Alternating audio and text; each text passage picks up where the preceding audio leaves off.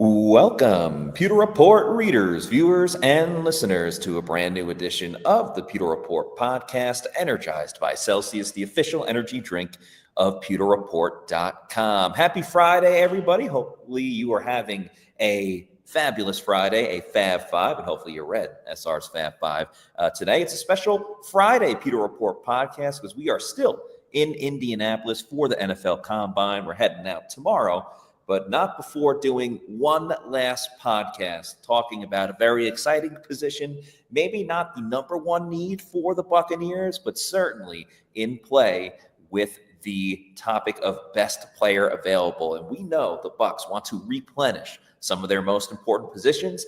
They were talking to a good amount of wide receivers today. That's why that title is Bucs want another playmaking wide receiver. They can't rely on Mike Evans forever. They can't rely on Chris Godwin forever if he returns. So we talked to some potential future Bucs today. I'm your host, Matt Matera. Joined with me is the face that runs the place at pewterreport.com, SR, Scott Reynolds. And Scott, we spoke to receivers, quarterbacks, and running backs. And two out of those three, the Bucs weren't that interested in.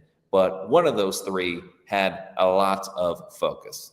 Yeah, it's not going to be quarterback, Matt. They only talked to two quarterbacks at the Combine that we're aware of, and you can check that out on the Combine tracker on pewterreport.com. We'll actually tell you who it was. It was Dylan Gabriel from Oregon. Lefty. Yep. And Missouri's Brady Cook.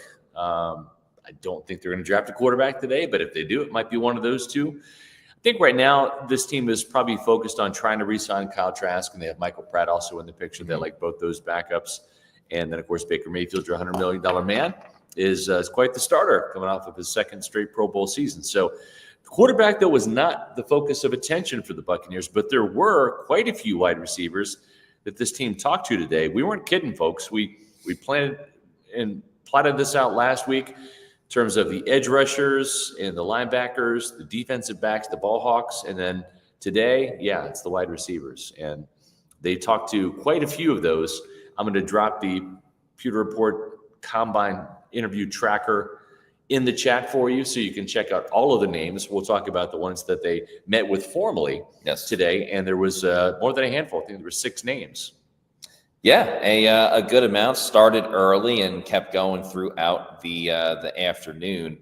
The specific number that we can put on the screen for everybody, receiving a formal interview, and no pun intended, with wide receivers, was TCU wide receiver Jack Bech, Texas wide receiver Matthew Golden, Oregon wide receiver Tez Johnson. I don't know why I'm saying receiver. You see it right there. Maryland's Ty Felton, who I spoke to today, was former teammates with Rakim Jarrett at Maryland and may be competing with Rakim Jarrett this year. And from Virginia Tech, Jalen Lane. So those were the formal interviews for the Bucs. There was a handful of informal as well. Yeah. But interesting with some of these players, different shapes and sizes with overall height and their skill set as a receiver. And I like that the Bucs are kind of diversifying in that aspect of it. And I think that's something you might see a little bit different with Josh Grizzard than you would some other offensive coordinators that the Bucs have had. Yeah, you look at some of these guys like Jack Bech. He's a bigger wide receiver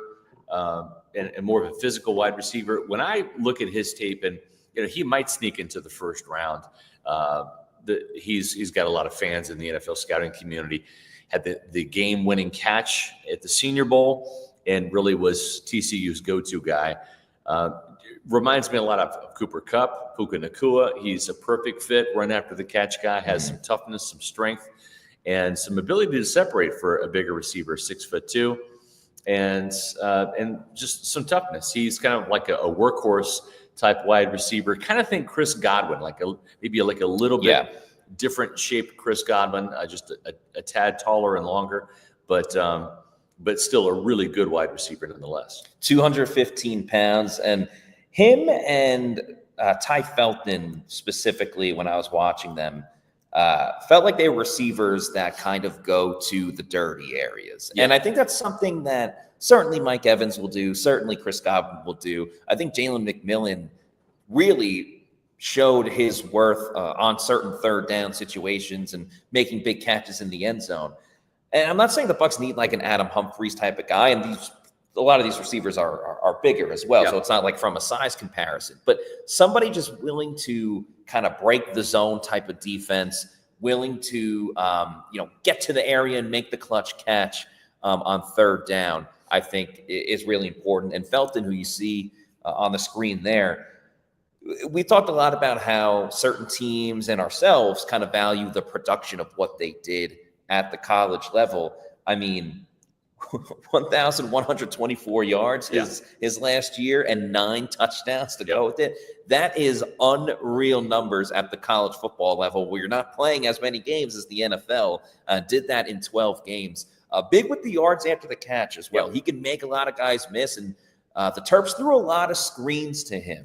And maybe that could be a role for him with the Buccaneers. But love how he can get up the field after he has the ball in his hands. He's certainly a threat in many different areas than just being a guy that will go down the field. For sure. And again, a little bit of a taller receiver, 6'1", kind of thinking that same mold of like, reminds me a little bit of J-Mac in some regards. He got that comparison. If you read some like scouting reports and things like that, and it says 2024 comparison, Jalen McMillan. So maybe they're trying to get a clone of him. And I mean, hey, get 2 J-Macs, that's not a bad thing. But Felton really competed at a high level in the Big 12. He's not a Conference USA guy or a Sun Belt Conference receiver. He went up against the likes of Michigan's defenses, Ohio State's defenses, and was really battle tested. So I think both of those players are really good. I'm a Big 12 guy. They're no longer in the Big 12, but Matthew Golden,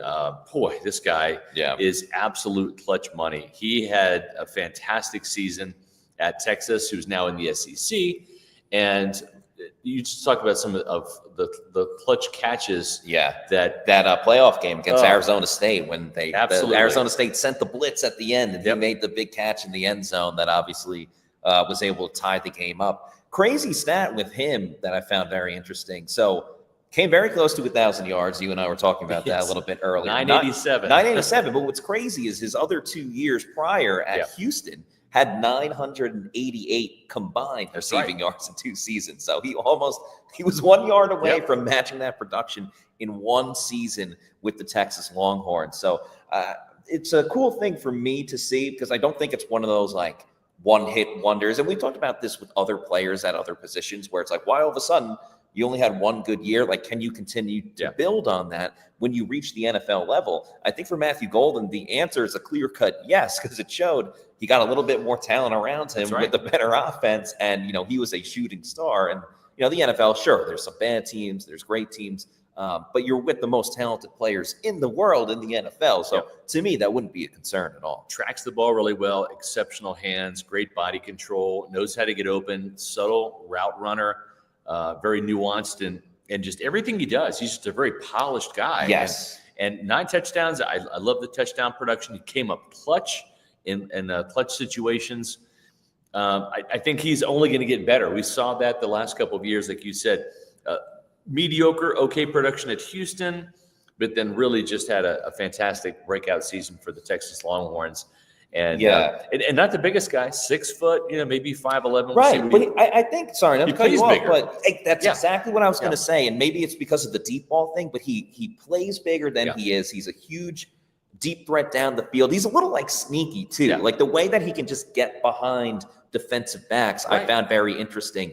He's made a handful of one-handed catches, which, obviously you're not asking him to do that. And the only drops that he had were more like concentration drops. But it's not like an Alan Lazard situation where he'll make a crazy difficult catch that he has no business of making and then drop like the next 3 to 4 easy ones in front of him. One thing I like about Matthew Golden from Texas is reminds me of Steve Smith, the old Panthers and Ravens receiver. Just kind of a gritty type of receiver. Does the, makes the tough catches, but makes it look easy, right? And so he's, when I saw his name on our list of formal combine interviews, I was very excited because I think that he's a fantastic receiver.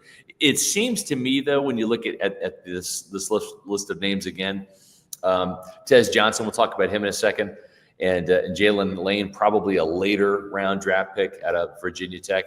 Seems to me that if they're going to draft a receiver, probably going to be on day 3 because they do have some needs, obviously, on the defensive side of the ball they have to address.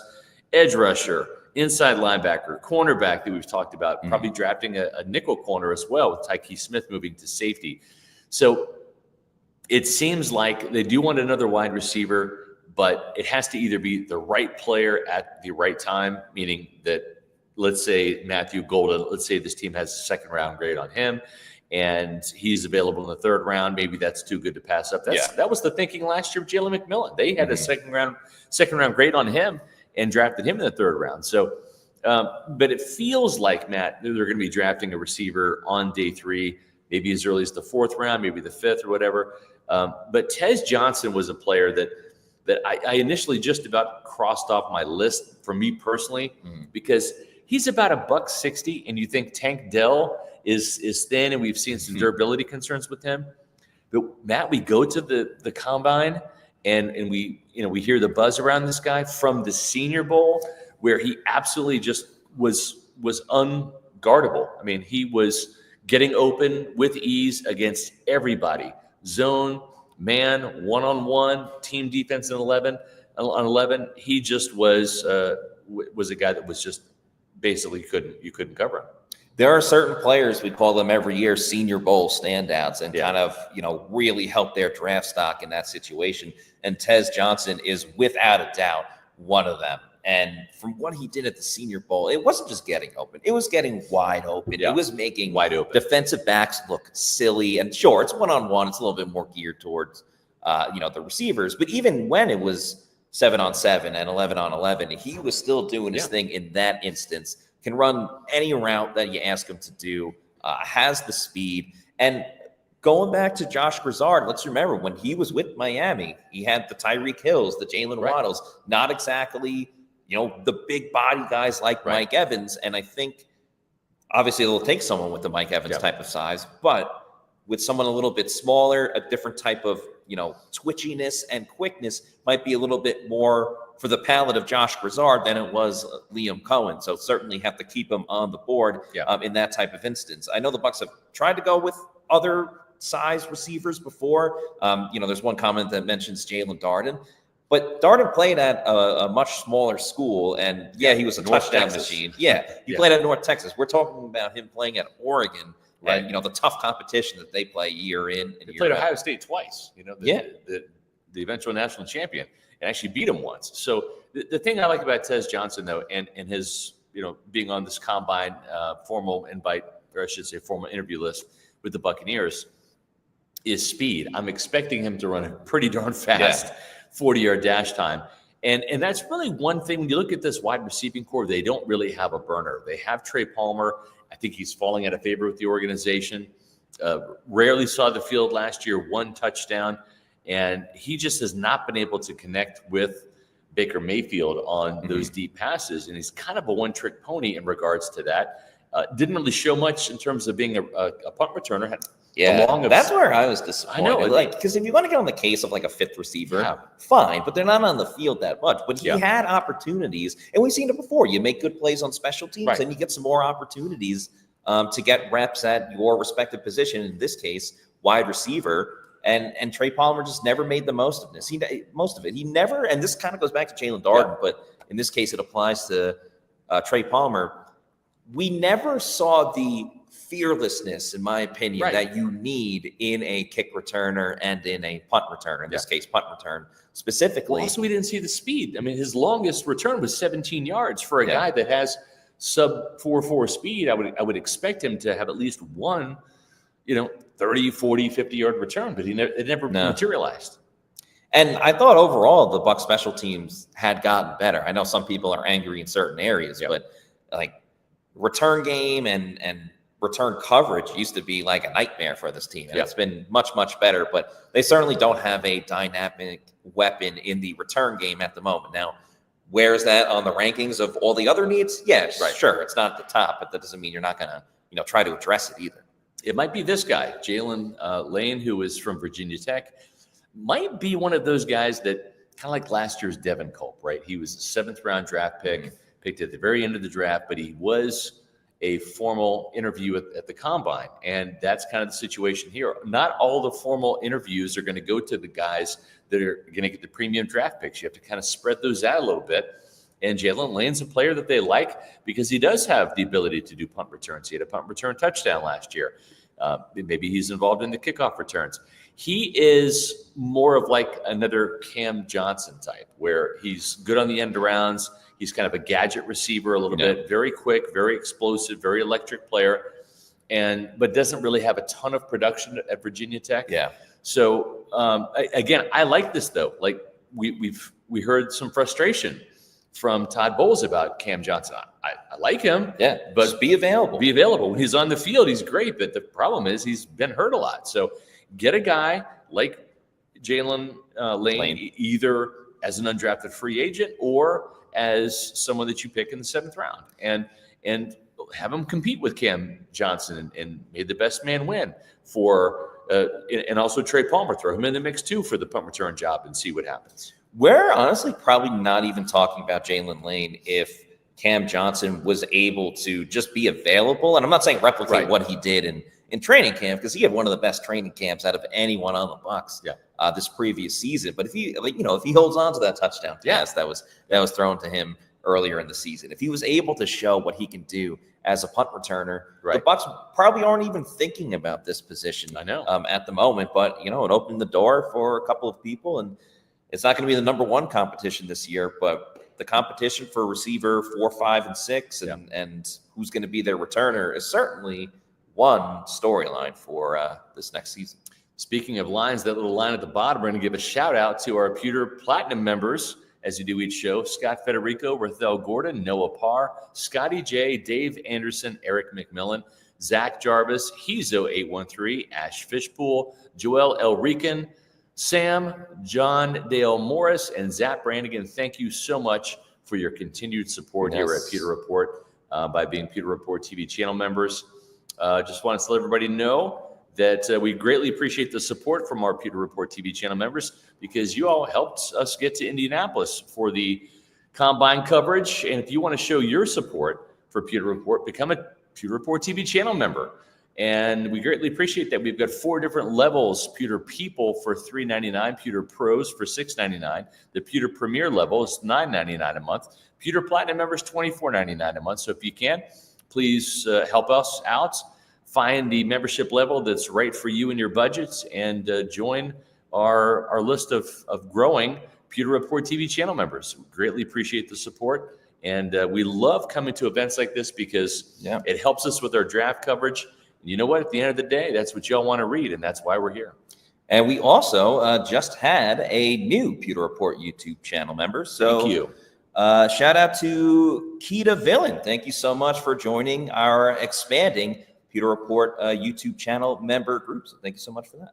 Appreciate it very much. I think we have a super chat or two to get to. Yes, we do. Let's address those super chats. We shall start it off with Samuel Fisher, who passionately is giving us a super chat. Thank you for the $5. Says, please, Scott, tell Like to draft Higgins. He is that man. We need a clone on the Bucs. Character and loyalty plenty. Training under Evans, he will shine. Yep, Sam, I love your enthusiasm for the Iowa State Cyclones. And you know what? I have to admit, there's a couple Cyclones I really like. I like both wide receivers, Jaden Higgins as well as Jalen Noel. Yeah. I'm probably a little bit more impressed with Noel just in terms of being a slot receiver.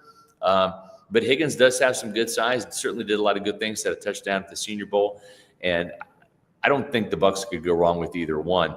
It'd be interesting to see, again, where the Buccaneers actually choose a wide receiver in this. My line of thinking is it's going to be probably maybe rounds 4 or later. And to your school's credit, I think Higgins and Noel are better receivers that will probably be taken on day 2.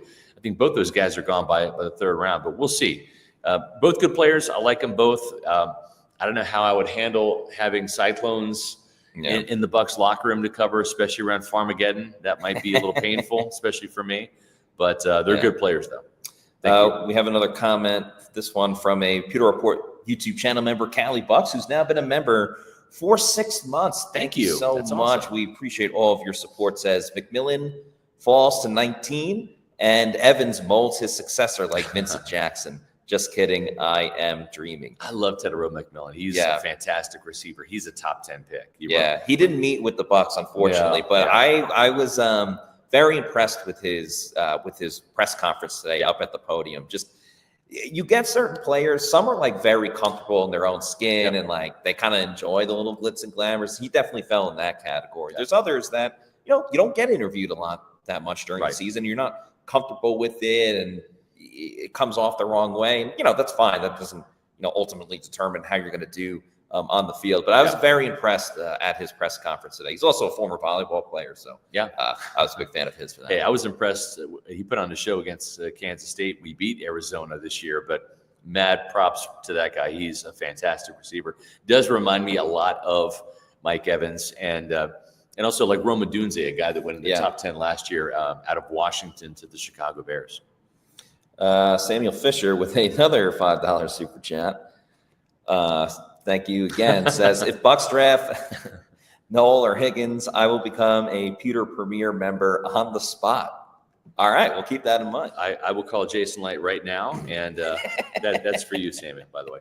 I will call Jason Light right now and tell him to do that because we would love to have you as a Pewter Report TV channel member. Let's talk about some of the receivers. Yeah, that's who they all. Here's some of the other receivers. Well, and also too, we can mention they're not going to draft a running back this year, I don't think. No, they didn't have any formal interviews with running backs, and that's not much of a surprise at all. One of the running backs that they did have an informal meeting with, and we'll go through those names here in just a second, is a player that I like. Speaking of Kansas State, he ran roughshod over us as well as everybody else in the Big 12 this year, and that's Cam Scatterbo.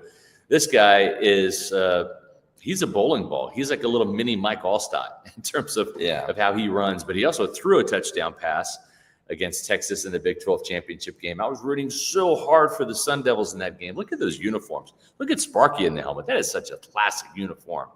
Yes, go Jeffrey Jones. I see you over there. But yeah, he's a fun player to watch. The other running backs that they spoke with, Ohio State running back Travion Henderson, quality back right there. Yeah, he's actually training in Tampa too. Yeah. He's probably cool. With Yo Murphy, right? Yeah, he is. Yeah. Let's see, Virginia Tech running back Bechul Tootin, who had a pretty good showing at the Senior Bowl. He's an interesting back as well. North Carolina running back Omarion Hampton maybe didn't have the year that people expected. There were some that were saying he had the ability to make a run at the first running back, but that wasn't the case this year. He didn't have the production. USC running back Woody Marks, who I believe transferred from Mississippi State, and then Ole Miss running back Ulysses Bentley. So those are the running backs there again. 6 running backs, none of which were formal visits. Right now, the Buccaneers have plenty of running backs in their stable. Yeah. They've got some guy named Bucky Irving who's pretty good. He's taken over the NFL world, really, with what he's done. And Rachaad White has one more season remaining. And, it's a question of what will happen when Rachaad White, when his contract is up after the season. By the way, ladies and gentlemen, we are about to do something that has never been done on the Pewter Report podcast before. In 1 minute, we are all going to check in for our flights going back to Tampa, and we'll see where we're sitting. Yep. So please give us about 30 seconds while we wait for the Southwest get to some more refresh. And at 4:25, we will check into our flight. Yes. In the meantime, Keita Villain, I'm going to read this slowly. Sure. Scott, do you think Josh Sweat will be recruited first week of free agency? Up 4:25. Retrieve that reservation. Let's see what everybody got. Oh, said it's not ready for check-in. What the heck? Not ready for check-in. What's going on? Oh, the drama. Okay, I am in A48. What? I won again. I had the lowest number on the flight to Indy. Now I have the lowest number on the flight back to A49? I'm A48, yes. Sweet. Okay, let's go. There we go. PR on time. Yes. Great numbers. Those we are all first, have A's. Those are first round draft pick numbers. That's right. That means you get to choose whether you want an aisle or a window right there. And please, everybody in the chat, feel free to put your preference, either aisle, window, and what player you want the Bucs to draft. And maybe we'll get to a couple. Back to Keita Villain. Sorry for the brief delay, but we had to. Those are very important.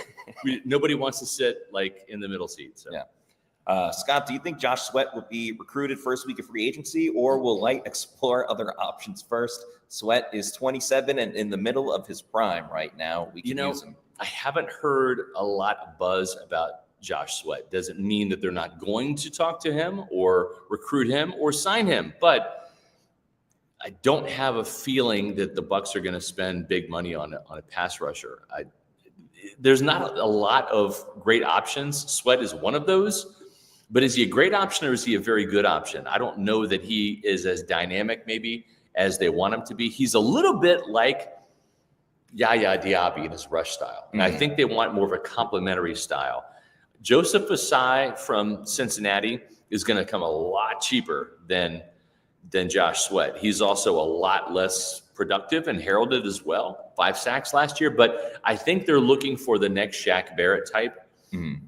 And they also like Donovan Ezeraku a lot, who, by the way, if you didn't read my SR's Fab 5, he might be the pick at number 19. Yeah. So I'll drop that in the chat as well. Thanks for the $2 super chat as well, Keita Villain. I just saw it, but it's asking pretty much what you just did before. I think if you look at all of the available free agents and things of that nature, he's certainly a top free agent, but I don't think it's a top free agent. I mean, it's certainly in the conversation that Jason Light may go after, but knowing how they like to build and formulate their team, I'm not 100% sure about that. Yep, I'm with you on that. Let's continue on with a couple of comments here. Let's see if we have any people that have aisle or window seats. Do we have any? Yeah, we had Bill said aisle. Yeah, I'm an aisle too. Brian S said exit row on Southwest always. The window with no seat in front of it. That's a choice seat. Yeah, or sometimes you get that like emergency row, whatever it's called. You get that extra leg room. Yep. Also, a little hockey trick for everybody is if you're flying, east to west, or you have a long flight, get that extra leg room. It makes all the difference in the world when you're flying that far. I could not recommend it more. Yeah, I'm with you on that. Let's see. Any other notes or nuggets that we have to go to? We're going to do a line shift here. Yeah. One thing I thought was cool, speaking to Samuel Brown today, he played his last season at Miami at wide receiver, began his career at West Virginia and also played at Houston. So he did 2 years at West Virginia, 2 years at Houston, and then 1 season at Miami. He has the same agent as Mike Evans, Derek Gilman. Okay, yeah. So I was chatting with him today. He's had conversations with Mike. He calls Mike a mentor at this point, and he shares some of the information that and advice really that Mike gave Samuel Brown about kind of going through the combine and this whole process. And he really just said to remember why you're here. There's a reason why you are here, and don't think why, there's going to be all these other variables. There's going to be so many different things going on. Yeah. Just kind of relax a little bit. Don't overdo it with trying to, be someone that you're not when you're talking to these agents and GMs and coaches and things like that. And remember why you're here. Don't get too caught up in, should I be here? You deserve to be here. And there's a reason why you got invited to the combine. Yeah. And that was Mike's advice to Samuel Brown. He said if he got drafted, and he had an informal meeting with the Buccaneers as well. And, if he were to get drafted by the Bucs, he said it would be a big brother, little brother situation with Mike Evans. And it was very interesting to see. And Bailey Adams was talking about this a lot, so maybe he'll mention it on the show, how, receivers will get asked at the combine, who's your top 5, whatever, and things like that. And Mike gets overlooked a little bit. It really does, yeah. But one thing, if you do bring up Mike, is they immediately go, 1,000 yards. Most seasons to begin a career with 1,000 yards. Tied with Jerry Rice. So you can name anybody hey, Mike Evans, what do you think? Bam, 1,000 yards. So that record, it's not just something that Tampa media really tries to drum up. It's for real. All around the globe. Yep. A couple guys that did not get formal interviews with the Bucs, but they did get informal interviews that I was excited about is Ricky White, the UNLV wide receiver. He was in our last mock draft.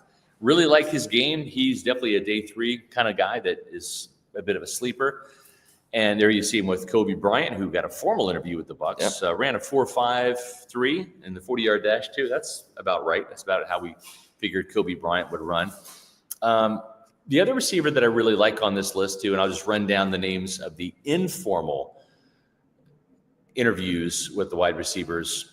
The other guy is Illinois wide receiver Pat Bryant. I really liked him at the Senior Bowl. Kind of a possession receiver, but slippery, a little bit faster than you think, has some sneaky speed. You mentioned Samuel Brown. We already talked about the Iowa State wide receivers, Jaden Higgins and Jalen Noel. Miami wide receiver Xavier Restrepo was also another guy. He is a slot monster. Yes, he is. He is a phenomenal receiver. Miami's all-time leading receiver, if you can believe that. Pitt wide receiver Konata Mumfield. Maryland wide receiver Caden Prather, the other Turpin's target there. A couple of Tennessee wide receivers, Brew McCoy and Dante Thornton.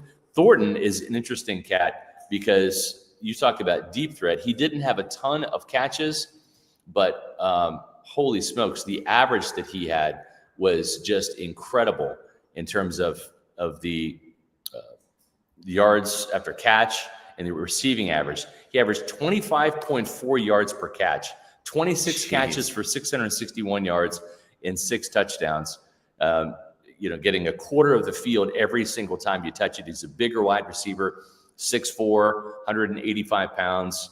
But he was another one that really was an interesting guy to talk to. And then Missouri wide receiver Theo Weiss. It should be noted that we were unable to glean from a couple of the top receivers whether they had met with the Buccaneers or not. Luther Burden from Missouri didn't reveal any of those. Yeah, those names. he just refused to answer anything about who he spoke to. Yeah, he was asked if he's met with the Bucs, and he said, "I can't answer that right now." Right. And then Ohio State's Egmuka Ibuka, he was not available to ask that question either. So a couple of guys that may have formal interviews, but we just weren't able to ascertain whether they had those or not, or even informal interviews at that. One thing we'd like to have is a Celsius energy drink to get us through the rest of the day.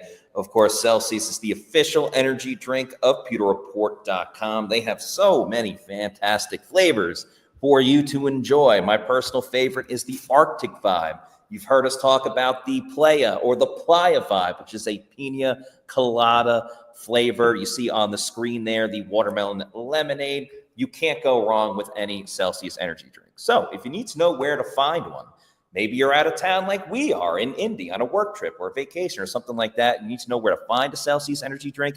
Head on over to the Celsius store locator, punch in your address, and it'll tell you the closest place where you can pick one up. Could be a Walmart, Target, Stop and Shop, Publix, a 7-Eleven, or your bodega. And once you keep going to your bodega and you know you love Celsius and you want more, you can get it in bulk over on Amazon. Get that variety pack because of all the fantastic flavors.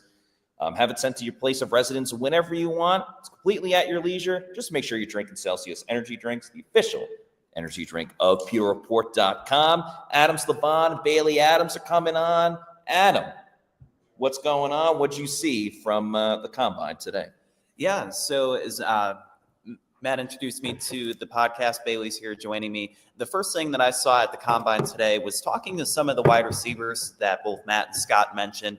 I want to lead it off, though, talking with Jaden Higgins. And Higgins was somebody who, at 6'4", he's very appealing for multiple reasons. You have the Mike Evans factor where he could, learn under him and what it takes to be a successful, taller wide receiver. He's somebody that said that he sees himself as the same person as Mike and just his confidence when approaching the football and also his versatility, being somebody that can be inside, outside. He was somebody that stood out. The second guy, Bailey, would be Ricky White.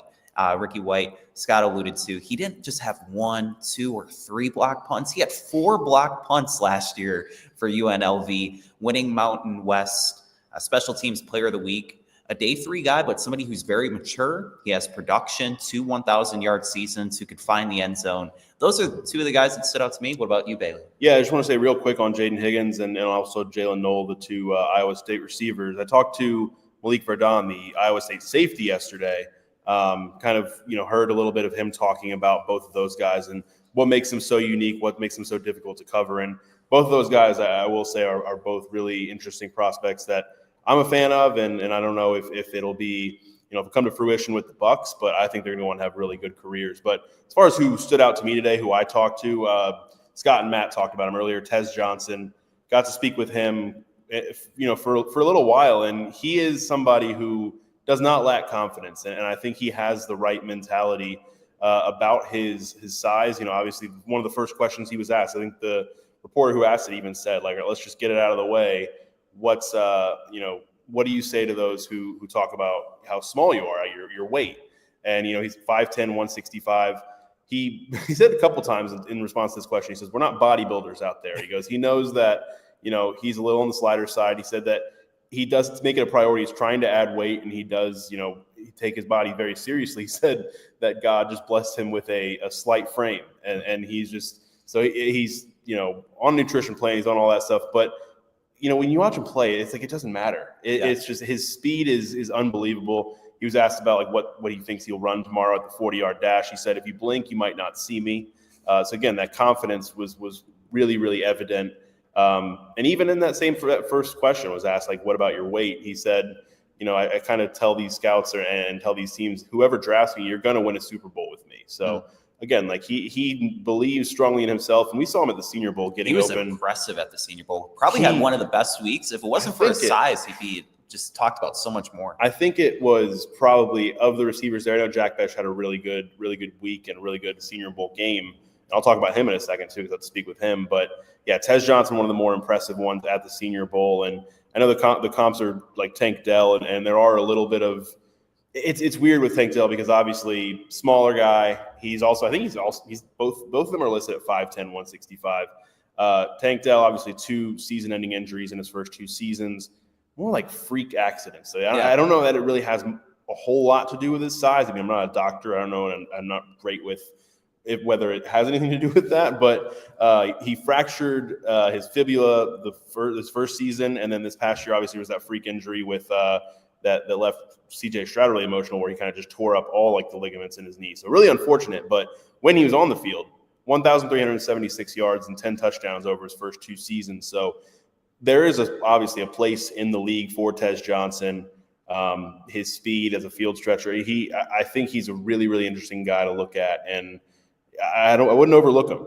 Yeah, and it's interesting when you look at the wide receiver prospects that the Bucs talk to. You have those shorter, kind of gadgety players like Tez Johnson, and then bigger physical wide receivers like Jack Bech. Yeah. And it kind of leads you to one of 2 scenarios, whether like Chris Godwin resigns or not. The likely scenario, like 90% certain that Chris Godwin's going to be back. But if he isn't, it becomes a bigger need, and perhaps they look at a physical wide receiver. Now, you mentioned you spoke to Jack Bech today? Yes. Yeah, he was actually the first guy I talked to this morning. And, yeah, a little bigger of a guy, 6'2", 215. Talked a lot about Cooper Kupp and Puka Nacua, 2 guys that he watches and takes a lot from their games, which is interesting because Scott said earlier, Bech kind of reminds him a little bit of Puka, a little bit of Cooper. So whatever he's taking from their games is working, obviously. And he had 1,034 yards and 9 touchdowns last year. I had the, displeasure of traveling to Texas and watching him put up 200 yards on 9 catches and a touchdown against UCF. UCF did win the game in the end, but yeah, really just carved up UCF for 200 yards that night. He talked today about, how hard he works and how versatile he can be. Teams are talking to him about being an X receiver, being the F, being the slot. He can do it all, and he also talked about how important it is for him to, how important his hands are to him. He says that after practice, he'll go out and he'll get on the jugs machine. He'll catch 150, 200, 250, 300 balls sometimes. Oh, my God. And like that just sounds brutal. I don't know how he still has hands, but he's got really good ones. Yeah, and another wide receiver that I want to talk about. So these were all the formal interviews today. So you see Jack Bech, Tez Johnson, Ty Felton. You also spoke to Virginia Tech wide receiver Jalen Lane. Yeah. I want to take a moment and kind of talk about Matthew Golden. And what I really like about Golden, so not only did he have more receiving yards this season for the Longhorns than he did his 2 seasons with the Houston Cougars, but he got better against the top competition. And I think that's something that's really going to help elevate his draft stock. So he had 8 catches for 162 yards against Georgia, 7 catches for 149 yards against Arizona State, that Peach Bowl. That was just such an entertaining game. And he was a big part of it. So while it's not likely the Bucs draft a wide receiver on day 1 or 2 of the NFL draft, Golden would be somebody that you could just kind of mold. You see all the talent there, but just his ability to kind of play up with that as well. Yeah, he very much impressed me in that college football playoff run that Texas had, and kind of just getting to watch him in some of the bigger games than bigger games that they had. Obviously, Texas is on all the time, and very, very impressive receiver. A lot to love about him. But I do, want to move on. Like you talked about Jalen Lane, who it was reported earlier this week that the Bucs were going to have a formal meeting with him here at the Combine, and I confirmed with him today that he did meet with the Bucs formally. He's another interesting one where he kind of jumped up from a smaller school to Virginia Tech. He was at Middle Tennessee State for a few years, then went to Virginia Tech. He had in 2022 he had 940 yards and 5 touchdowns with Middle Tennessee. The last couple of years, he had 538 yards in 2023 and 466 this past year. 8 touchdowns between the 2 years. A little bit of a smaller guy. He's also 5'10", 196. So he's got more weight on him than Tez Johnson does, but around the same size or same height. And what's interesting about him is he could be a potential return man the Bucs might be interested in. And I asked him, I said, did the Bucs talk to you at all about, he said he met with Josh Grizzard, he met with the special teams coordinator, McGahee? Yep. And talked about he met with receivers coach Brian McClendon as well. And I said, did they talk to you at all about, returning kicks? And he said a little bit, but they focused more on the receiver stuff. But he was in college a pretty decent return man. He had 2 punt return touchdowns in his career. So something that the Bucs could use because they haven't really had the best, return teams in the last, I don't even know how long it's been. Most of their franchise's history actually, but especially within the last few years. And Bailey also did a fun story today speaking about special teams, about what Todd Bowles had to say about the punting situation. And you talk about just getting better in all facets of the game. Mm-hmm. They tried 3 different punters last year. None of them worked out. What is the outlook? Todd Bowles clowned me, kind of. Not really. I asked him, I said, what kind of goes into finding your punter and sticking with a punter next year? And he just looked at me and said, not shanking him, and started laughing. And he said to him it's that simple, and it's one of the positions that's more cut and dried within the sport of football. And they're just looking for somebody who can consistently boot the ball down the field, flip the field. And we had that we saw that a lot with Jake Camarda early on in his career. Then the inconsistency kind of kicked in, and he was out the door early on last year. Then it didn't really get any better. That was the bizarre thing. It was they were trying to find the consistency, and while they might have found more consistency, the ceiling was way lower with Trenton Gill, with Jack Browning. So right now, the 2 punters on the roster, Jack Browning and it's the recently signed Jake Julian from the CFL. I think that's maybe where they are right now, but they could still bring in another leg. And whoever it is, in the end, Todd Bowles just wants them not to shank their punts, which I think is a fair ask. Yeah. If you're asking your punter to do something, I think that's fair. And while Jason Licht doesn't want to make a splash so much in free agency, the one position where he might want to is the punting position. But I wanted to get to this comment here from Snatch Buckler. He said, Bailey said yesterday, pulling up receipts, that the Bucs might as well keep Kyle Trask. I'm still gasping for air. And I wanted a segment to this question because the Bucs only spoke to 2 quarterbacks that we know of, Missouri's Brady Cook and Oregon's Dylan Gabriel. And with both of those quarterbacks, you kind of wonder if they're really interviewing them to be like, hey, do you want to be a quarterback? What's your fit here? Or are they just trying to get intel on top wide receivers? Guys like Tez Johnson or Luther Burden in Brady Cook's case. What is your takeaway? And do you think the best route for the backup quarterback is Kyle Trask? I don't know. I still don't know if I would say it's the best route. I think it is maybe one of the more likelier routes, unless Kyle's trying to go somewhere else and kind of just get a change of scenery. But I don't know that there are going to be a ton of really attractive options out there for your backup quarterback spot. And I don't think there's not much to go off of with Trask's career. And I don't know. I don't see them drafting a quarterback. I don't think that's really something that's in the plans because they need so much on defense. And then if you're going to draft offense, it's got to be, it's got to be a receiver or somebody you really like at another position. And I don't think there's going to be a quarterback late in this draft that they just really, really love. Maybe they sign one and as an undrafted free agent and they don't re-sign Kyle Trask and they kind of just go into things with Michael Pratt as the number 2. But I don't know. It's either find a proven one out there who might not have that high of a ceiling or stick with a guy who's been in your building and has been around for now 4 years. So, I mean, I'm not opposed as long as they can get Kyle Trask. I mean, they're not going to not get him on a cheap deal. So why not? Yeah, especially I think the current projections are around like $4 million a year for a backup quarterback nowadays. That's pretty affordable. It's the going rate. Yeah, and while we've talked a lot about wide receivers, I also want to talk a little bit about some of the cornerbacks that tested today, did their 40-yard dash. Some that stood out. So Maxwell Hairston, yesterday he told me to get the popcorn ready because he was going to put on a show. He ran a 4.28, which was the highest of all corners, and that is very impressive.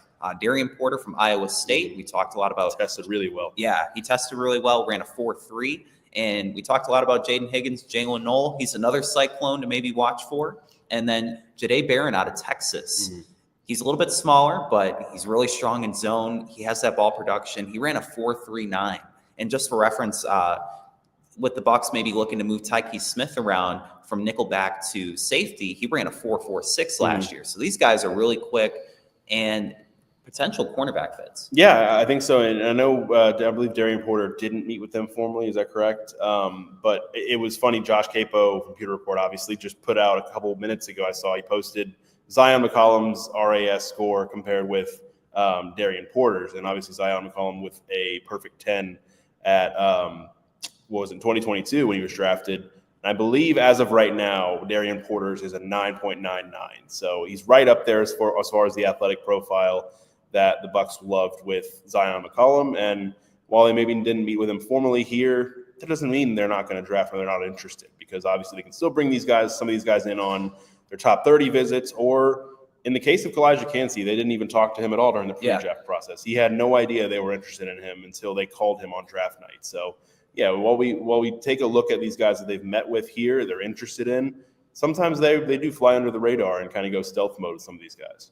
There's a comment here from Locked-On Bucs. So we all want to see the Bucs draft Pat Bryant, right? The receiver from Illinois. No block, no rock. Sounds like a Bucs receiver to me. Great to see you guys this week. Keep killing it. Thank you, James. James obviously going to cape for his Illinois guys. But yeah, Pat Bryant is a really, really interesting guy, really good prospect, and somebody who will move the chains. And like I said, no block, no rock. I love that. And another unselfish wide receiver in the mold of Mike Evans or Chris Godwin. Kind of sounds like a guy that's not going to make a big scene or really be a diva. And so that would really fit in the wide receiver room. It does look like we're about to do another hockey shift here with Scott and Matt. Before we do that, though, Bailey, do you have any other takeaways from today?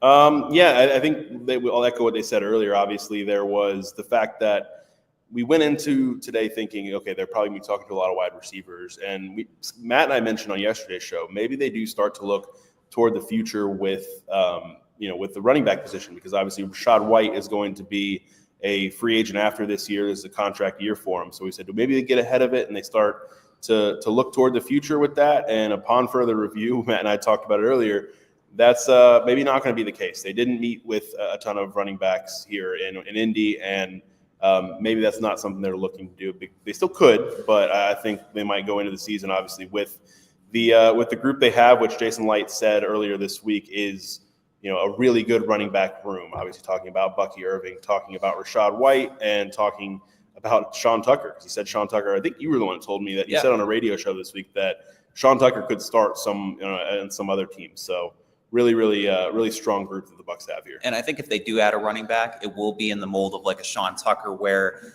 it is in the undrafted free agency, because it is such a strong running back class all the way through. From the top guys, you have Genty and Hampton, to some of the undrafted people. So with the Bucs having 3 quality running backs, I think that would be the direction they would go.